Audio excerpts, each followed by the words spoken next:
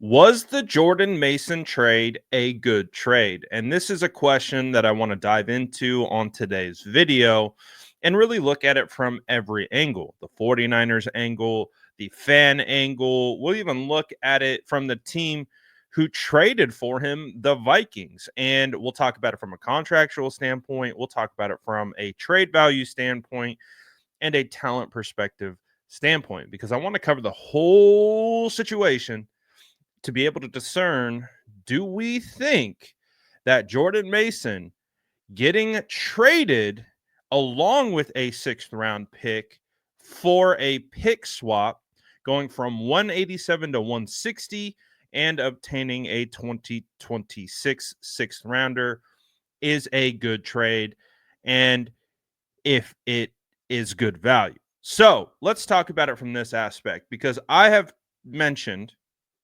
that I don't love this trade.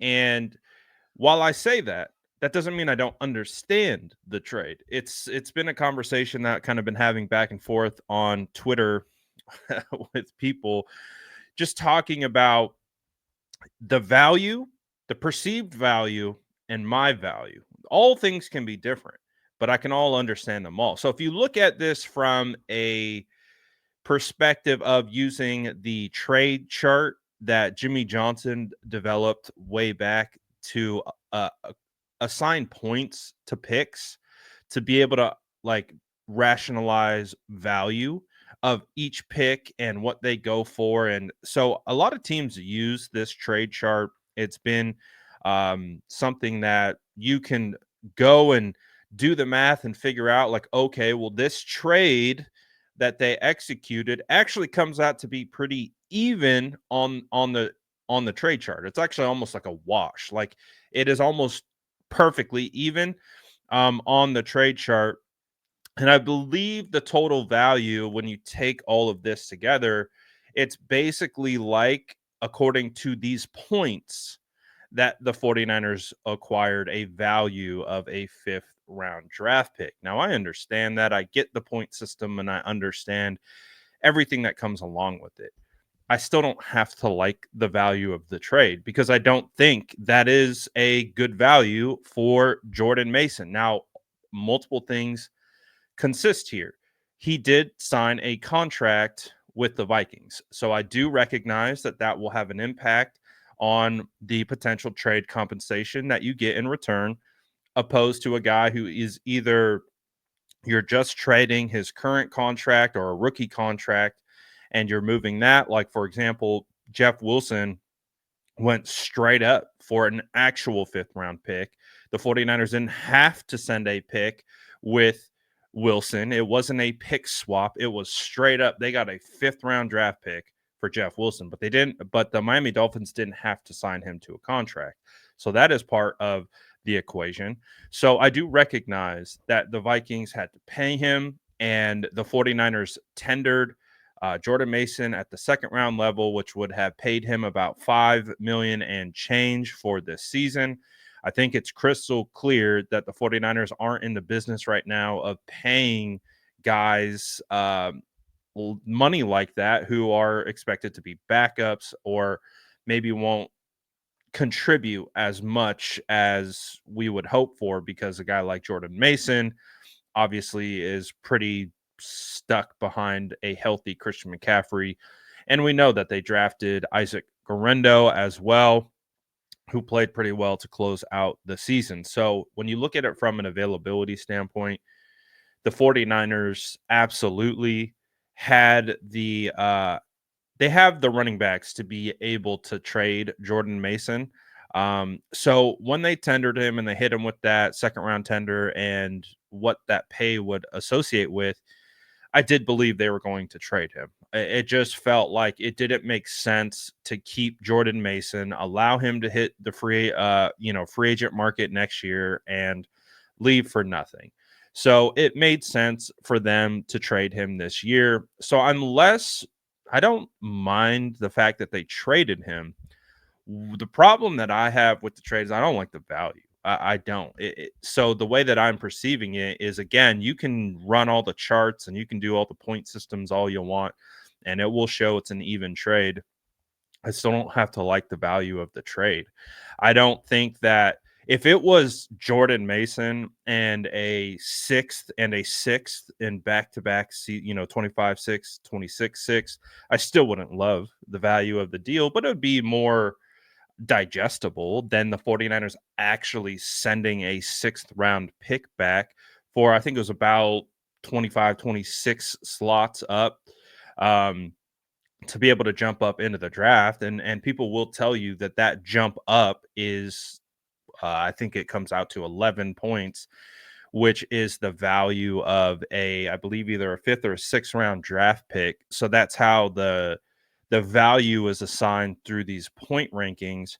But again, I just don't see that as a big win. I know you're getting rid of the contract, you're not having to pay that out.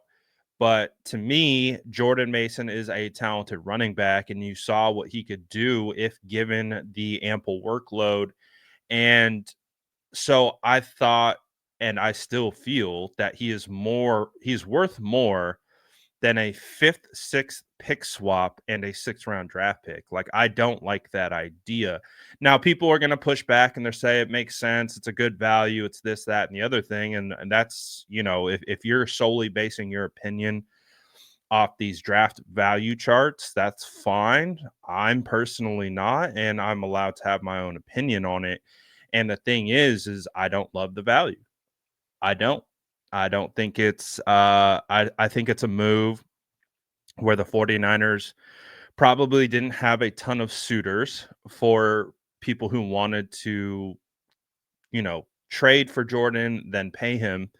And then on top of that, because of that, it's just like, all right, well, what can we do to get this thing done and get this move, you know, accomplished? And so, like, again, at the end of the day, I understand everything. I understand him getting traded. I understand the value based on the trade charts. I understand that he got a new contract with the Vikings. That impacts likely the value of the trade. I don't love it. I still don't like it. like I don't.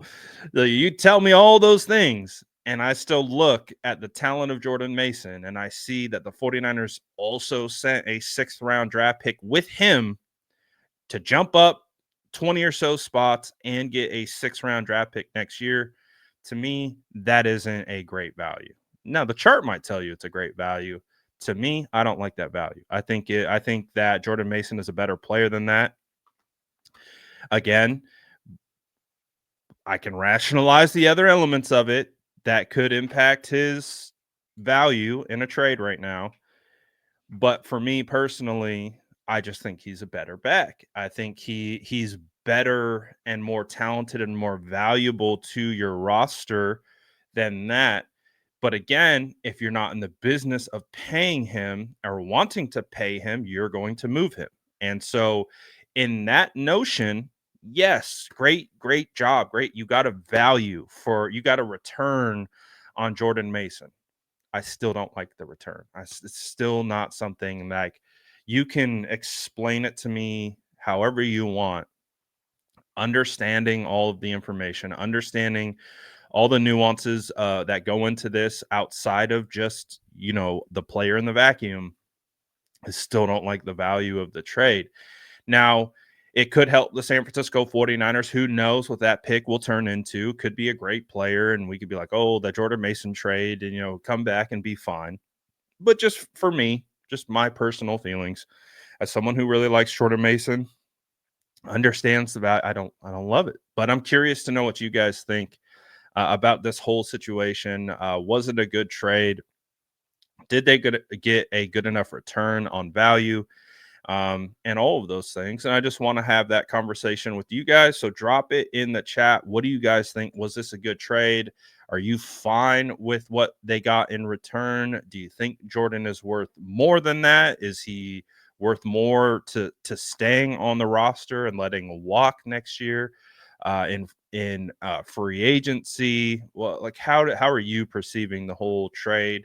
Let me know in the comments below. And as always, make sure to like and subscribe for more updates.